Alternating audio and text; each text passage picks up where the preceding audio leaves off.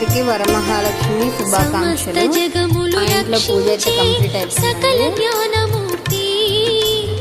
ఎవరింట తాను కొలువుండునో కలుగును వారికి కీర్తి. సకల సంపదల మూలము సుమనోహరి లక్ష్మి. శ్రీ చక్రవాసిని మాత శ్రీ విష్ణు ధర్మ పత్ని.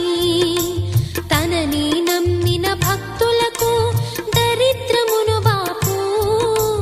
కొలిచెడి వనితల కొంగులలో బంగారము నింపు.